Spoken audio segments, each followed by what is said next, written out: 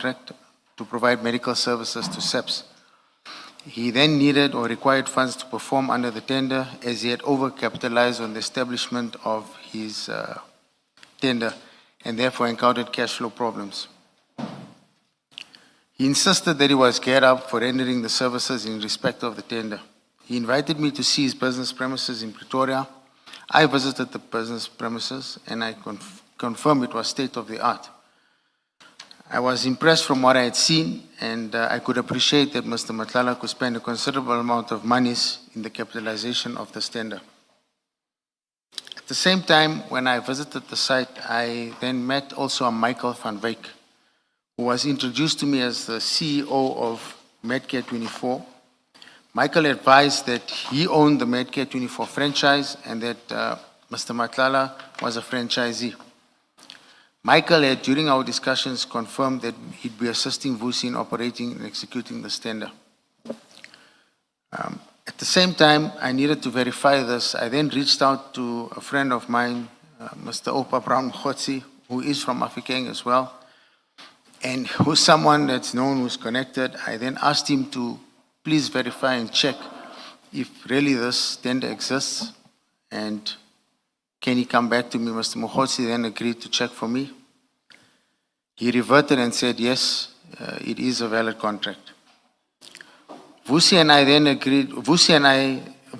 agreed that if I advanced the 10 million, I would be paid an additional amount of 10 million over a 3-year contract period. The repayment would be made at an equivalent of 10% of all payments received until the amount of 20 million was going to be paid. In terms of our agreement, we then set out the payment structure, which is attached. After July 2024, I would call Vusi from time to time and ask him whether he had received a signed SLA from SEPS and when can I expect a copy of this agreement between Medcare and SEPS, as we all had an agreement confirming our agreement.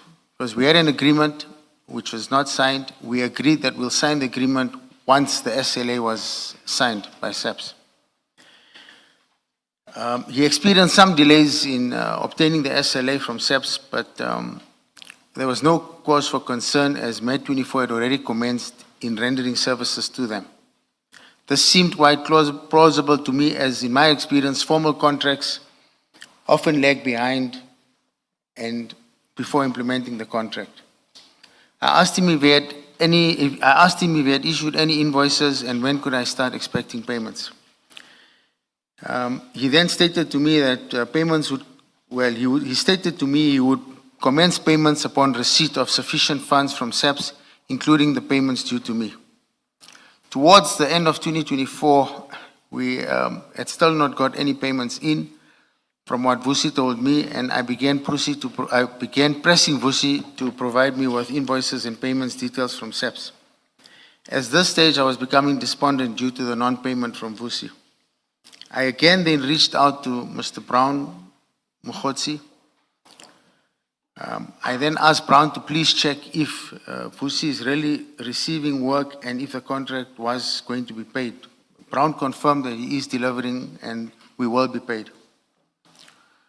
During about December 2024, after being pressed to start making payments, Vusi advised that I would commence receiving payments shortly. This was a relief to me. Shortly thereafter, in January 2025, Vusi contacted me and requested further money to service the tender. I advised Vusi that I could not provide further funding at this stage because I was not receiving any payments towards the funds advanced, and that Ziggy needed cash for other projects and ventures. I was also concerned that the 10 million rand had already been advanced and I have not received a single payment. I would then, to verify this, contact Brown, for example, inquire whether payments were being made under the tender. Brown would always revert back to me based on what he allegedly knew, and also I had no way of how Brown was verifying this. I need to place that on record. During these exchanges, Brown confirmed that the tender was still in operation and that payments were in progress. In February 2025, payments started trickling in. By mid-March 2025, I received net payment of 1.75 million, which was paid into Tamise Investments business account. Before any other payments could be received unexpectedly in March, Vusi sent me a message regarding the cancellation of Medcare 24's contract.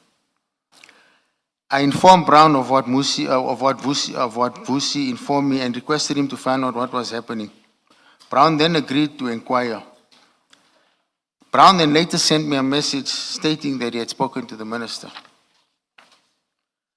Brown advised me that in order to keep Vusi, I should inform Vusi that I have a good and direct relationship with the minister and his office. I advised Brown that this was a joke because I had no relationship with either the minister or his office. Brown's reasoning was that I should make Vusi believe that I have a relationship with the minister's office and that he would communicate directly with the minister's offices if, when, and required.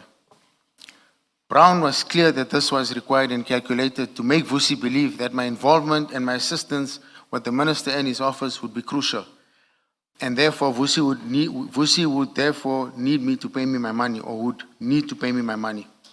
In truth, that Brown and Vusi were communicating, and I did not know about that.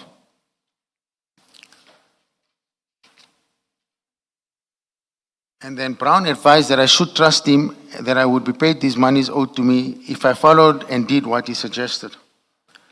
I was extremely concerned since the cancellation of the contract with Vusi meant that Ziggy stood to lose the money it advanced. I needed a lever with Vusi to try to get paid and agreed to follow Brown's advice.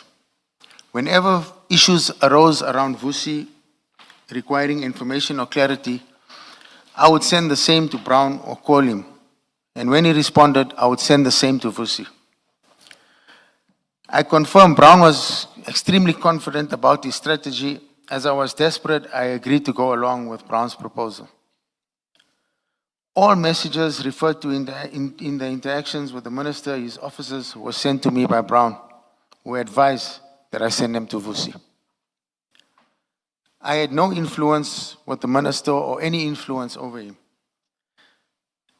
There's a concern, the same message that I sent to Vusi in May 2025 in terms of Brown's instructions was, now I have learned, was sent to Vusi by Brown on the 4th of March. So the same message that Brown sent to Vusi on the 4th of March, Brown then sends me that message on the 6th of May, 2 months later, to send to Vusi, which I did, but I only realized this after the commission. So it was clear that both of them were playing me, and I cannot understand why Brown would advise me to resend it to Vusi. Thereafter, Vusi started to avoid me.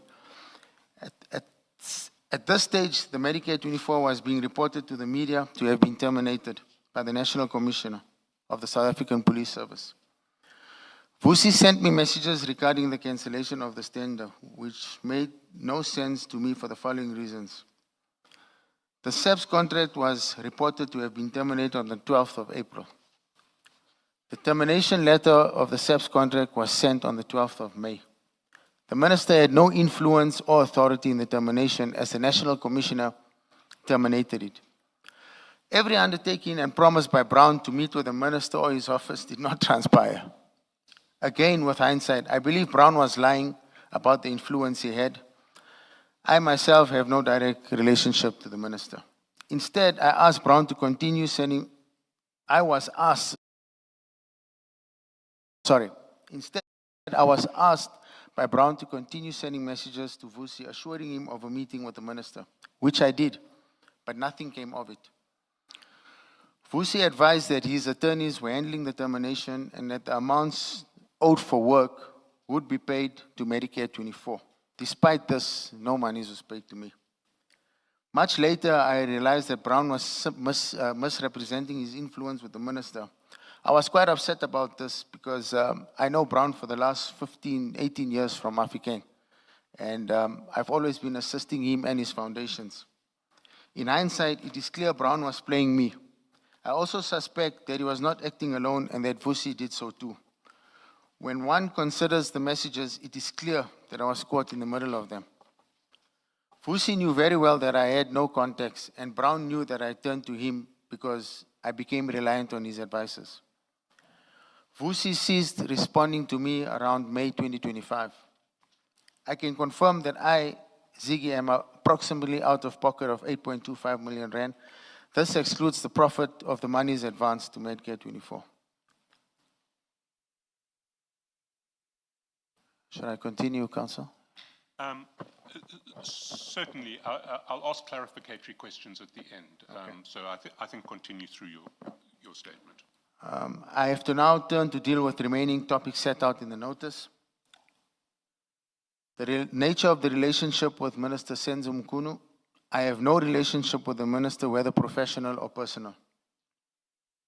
The nature of relationship with General Feroz Khan. I have no relationship with General Feroz Khan. I know him as we sometimes pray at the same mosque in Houghton when I'm in the Joburg area. The nature and extent of the relationship with Hotle Specialist. This is Brown's wife's company. I normally assist his wife and him through Hotle Specialist. So Brown's wife has a company. She does cleaning. She does gardening services. She sometimes does my gardening services. She does some cleaning for me. She looks after my plant equipment. She cleans the plant equipment. And this has been happening way before this. I've always been assisting Brown and his wife. Regarding the litigation to review and set aside in a tender in the Northwest, they approached me, a few business forums in the Northwest approached Mr. Brown Mkhotsi and his foundation. I think there was a catering tender at the Department of Northwest, and I must put it on record, I'm not a caterer. They approached me and they requested funding to challenge this tender in court. Now, I'm from the Northwest. I was born in Mafikeng, so I'm very close to the people of Northwest. And on many occasions, we have always been marginalized. We've got the highest unemployment rate. We always losing out to jobs like these to people from other provinces. And I don't have an issue with that, but when people from the Northwest are disadvantaged, I take it to my heart. I then agreed to assist Brown with the foundation through these business forums to challenge this in court. And I provided them with some funding, which they then